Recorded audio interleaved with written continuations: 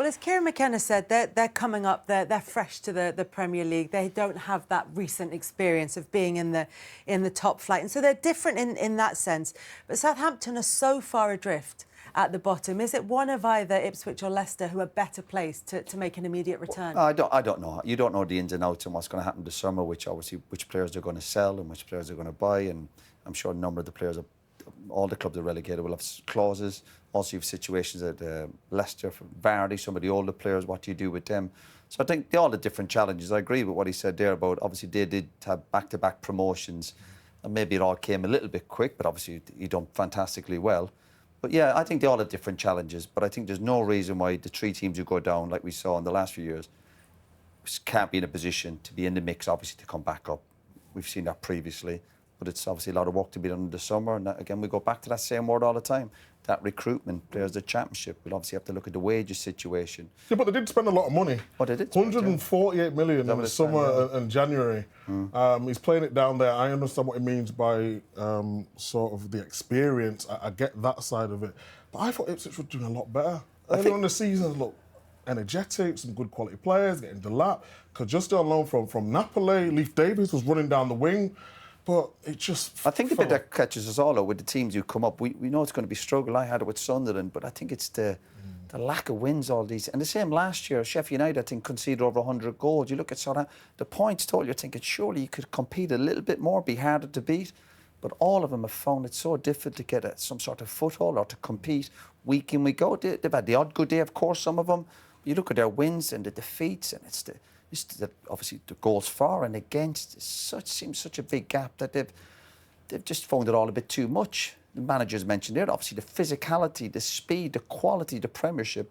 When you do get promoted, you're talking about recruitment, but it's hard to get top players because a lot of the really good players, they don't want to go to a promoted team because they don't want to be playing at that level. They want to be competing at the mid-table or obviously competing for the big prizes. So that's a massive challenge. So even clubs like Ipswich, you might say, you've got 100-odd million to spend. It's attracting the right players. And sometimes these clubs have had to go and buy 11, 12 players. And in an ideal world, you just want to buy 2 or 3 real quality players who've got Premiership experience, but you kind of can't afford them. Or you might be able to afford them, but you can't afford their wages. So you kind of spread it out, and you end up with lots of players who are still lacking that real quality to compete week in, week out in the Premiership. And it just beats you up. I think, again, if you're going in every Monday, you're getting beaten at weekends, it affects you, it affects your family, the people at the training ground, and it's just a negative vibe at the training ground all the time. I'm sure you go to Liverpool, to the team they're competing, everyone's in a good place. Everyone's got a spring in their step because they're winning. But when you're losing week in, week out, and I think it probably gets to the stage for some of the players near the bottom or in their families, they almost prefer the Championship.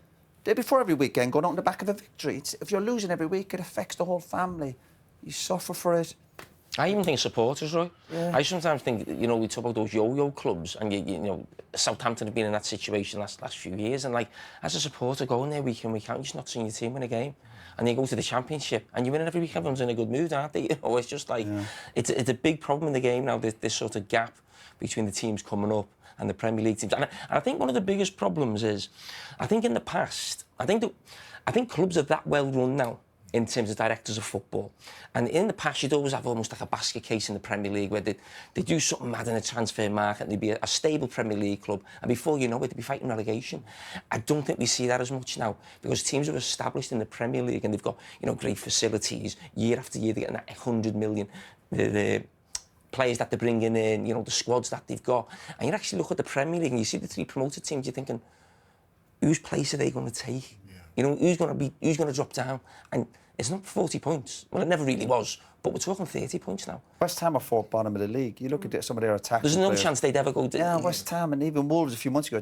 Are Wolves kind of shooting themselves in the foot? But they got their act together. Fulham kicked on, Bournemouth kicked on, Brighton kicked on. At some stage, you have to... But you think years ago when the team's near the bottom, you think it always maybe go to the last day. No, and same as last year, some of the teams, they're done by Christmas.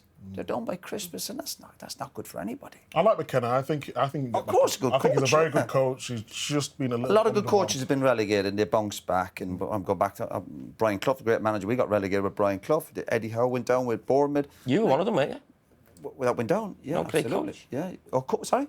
No, I said great coach. Where did you take them down? No, I didn't go down. Oh, didn't it? Do you get out before it happened? Do